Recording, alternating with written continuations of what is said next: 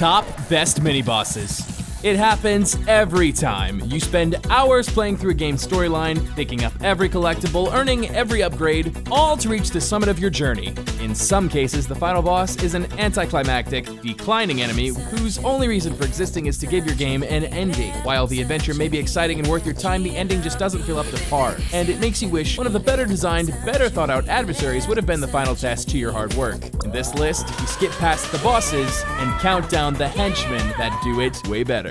Number 5, Kintaro. Starting off the list is everyone's favorite four-armed right-hand man to Shao Kahn in a specific fighting game, Kintaro. Last seen in Mortal Kombat 9, he hasn't made nearly as many appearances throughout Mortal Kombat's entries. The Shao Kahn brawler took everything that made Goro stand out in the first Mortal Kombat and made it better. He looks cooler, was way more frustrating to fight, and he's a different breed of Shao Kahn than both Goro and Shiva, so that he stood out and didn't receive a goofy animatronic puppet version of himself getting the what's up from Johnny Cage. All right. Let's dance.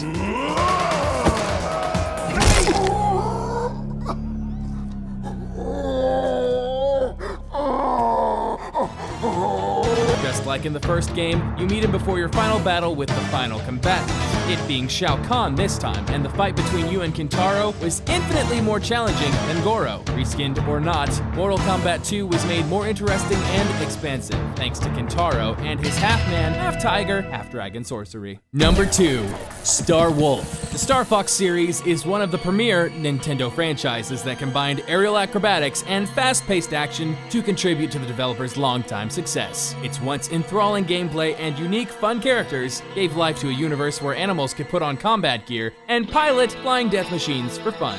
During the events of the widely popular Star Fox 64, the anthropomorphic space squad consisting of Slippy, Peppy, and Fox makes their way into the planet Fortuna, where they run into rival enemies, the Star Wolf team. What makes this encounter stick out, though, are the conversations that take place over the course of the space battle. Playtime is over, Star Fox. I think I'll talk to you for a while. Daddy screamed real good before he... You'll be sorry you crossed us. As you zoom around, barrel roll, and return fire, you discover a backstory of betrayal and are reminded of your father's murder. Wolf even jokes about it. Every little line dropped is a dark, eerie reminder of just how sadistic these animal pilot people are. Number 3, The End.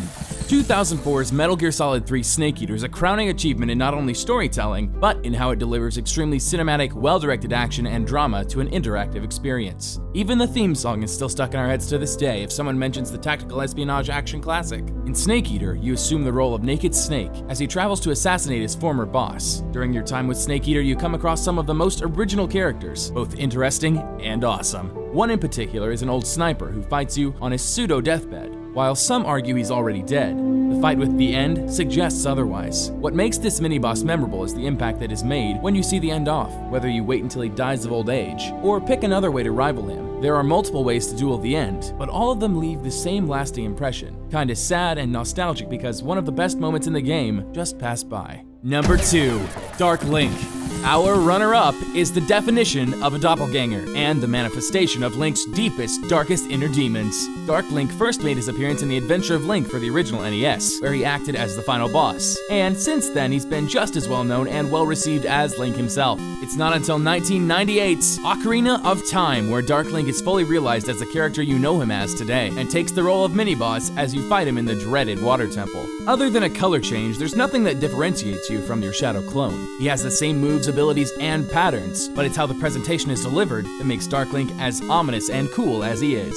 Once defeated, Dark Link dissipates and normal old Link's reflection returns in the pool. It's a bit unsettling and nerve-wracking, but it is one of the most memorable mini-boss battles in game history, and Dark Link will always be known as one of the best. Number 1, Dr. Salvador.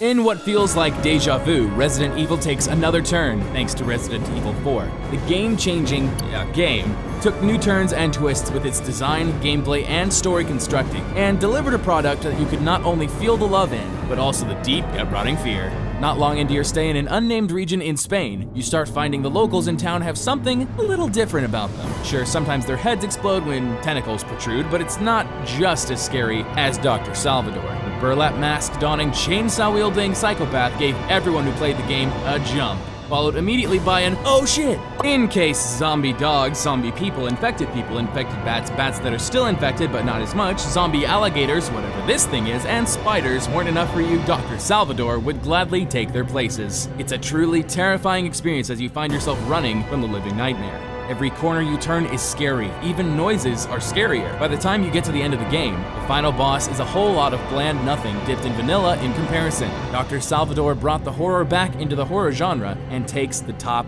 of the list. And there you have it. We looked for the best of the best mini-bosses, and if we ended up missing a few or all of your favorites, tell us about them in the comments below. As always, if you like this video, leave a like, and if you want to see even more content as it's released, hit subscribe. Thanks for watching.